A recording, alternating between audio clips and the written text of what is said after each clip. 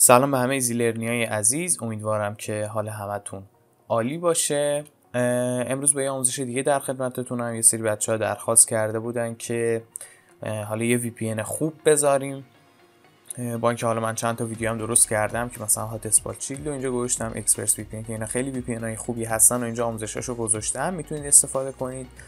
ولی یه آموزش خیلی راحت دیگه هست و خیلی هم فیلتر شکن با کیفیت هستش.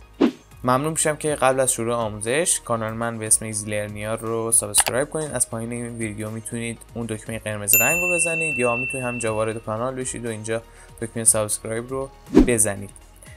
حتما این ویدیو رو لایک کنید، چون باعث میشه که کسایی که مثل شما دنبال پیدا کردن VPN های با کیفیت هستن یا آموزش های کاربردی توی زمینه تکنولوژی میتونن این ویدیو رو ببینن و بهشون پیشنهاد داده بشه. خب بریم سراغ آموزش. اولین چیزی که نیاز داریم اینه که وارد این سایت بشیم، getoutline.net. این برنامه است Outline VPN که یک کلاینت در واقع باعث میشه که ما بتونیم به اون سرویس های شادو ساکس که هست وصل بشیم و خیلی هم کلاینت خوبیه. من خودم از همین استفاده میکنم. خود برنامه شادو ساکس هم هست، ولی این خب خودش خیلی قابلیت‌های دیگه‌ای بهمون ارائه میده که من ترجیح دادم از این استفاده کنم. به خاطر همینم میگم که شما حتما از این استفاده کنید. اینجا خیلی راحت میاد، اینجا یه دکمه واسمون گذاشته که برنامه‌شو رو دانلود کنیم. میام اینجا میبینیم که همه پلتفرم هم داره. من از قبل دانلودش کردم، بازش میکنم. این محیط برنامه اینجوریه. حالا من هنوز سروری اضافه نکردم اینجا، ولی محیطش اینجوریه که شما میتونید سرور اضافه کنید و وصل شید.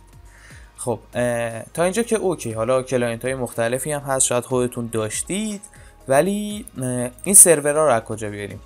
یه خوبی که این اوتلاین داره، خود سایتش میاد سرورهای خیلی با کیفیت هم ارائه میده که میتونید استفاده کنید.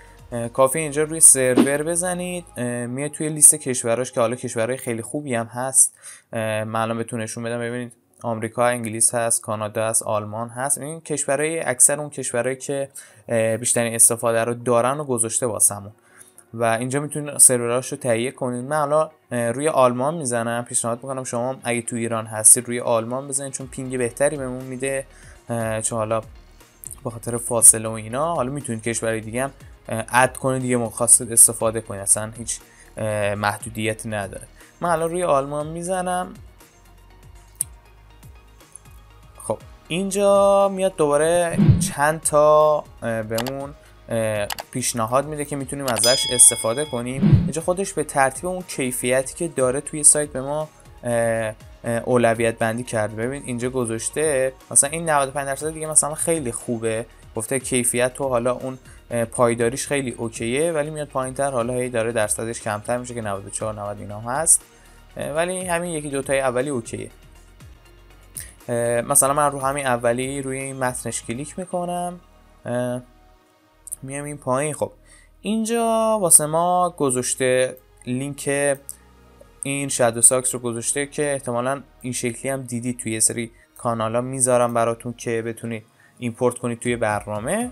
اینجا میتونید این رو بزنید که خودکار کپیش توی کلیپ بوردتون، یا روی این دکمه بزنید تا یه تب باز شه که بیاد مثلا اینو اضافه کنه به اون اوتلاینه که نیاز نیست. من همینجوری کپی میکنم، میام اینجا و خودکار اینجا شناسایی میکنه. اگر شناسایی نکرد میتونید اینجا اون رو دوباره پیست کنید و دوباره همین پنجره براتون میاد. اینجا اد سرور رو میزنه، اد سرور بزنید که حالا این اضافه میشه.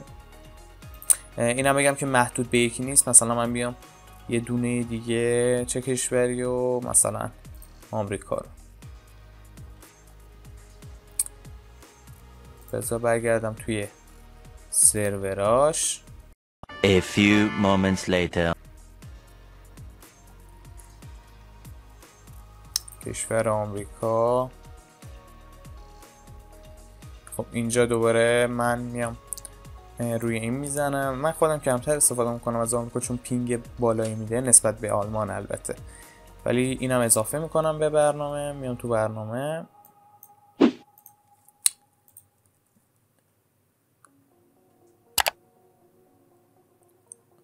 کپی نشد، اون لینک قبلی بود. خودکار شناسایی کرد از سرور. خب میبینین چی الان من 2 تا دارم اینجا، حالا تو پرانتزم گذاشته این مال آلمانه این مال آمریکاست. کافیه روی کانکت بزنید، همین، یعنی روی کانکت که بزنید یه چند لحظه با صبر کنید که این بگرده، خودش روشن میشه، یعنی مشخص میشه که این وصل شده.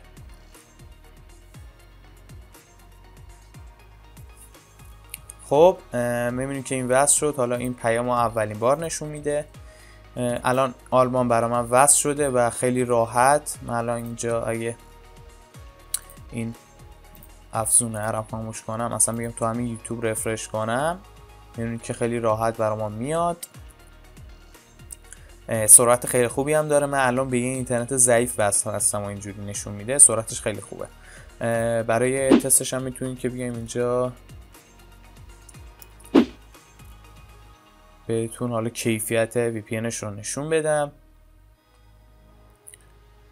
خود اون سرویس اصلیش که شادو ساکسه، ولی خب کلاینتش هم اوکی. ببینید که اینجا یه کیفیت خیلی اوکیه که آی پی مون هم میبینید عوض شد به آلمان تغییر کرده و حالا امنیتش هم که 85% اوکی. خیلی VPN قویه. حالا میتونید تو این سایت چیزای دیگه هم تست بکنید. امیدوارم که از این آموزش لذت کافی رو برده باشین. حتما اگه این ویدیو خوشتون اومد و براتون مفید بود لایکش کنین و حتما نظراتتون رو توی بخش کامنت ها واسم بنویسید. تا ویدیوی بعدی امیدوارم که هر کجایی هستین حالتون خوب باشه و خدا نگهدار.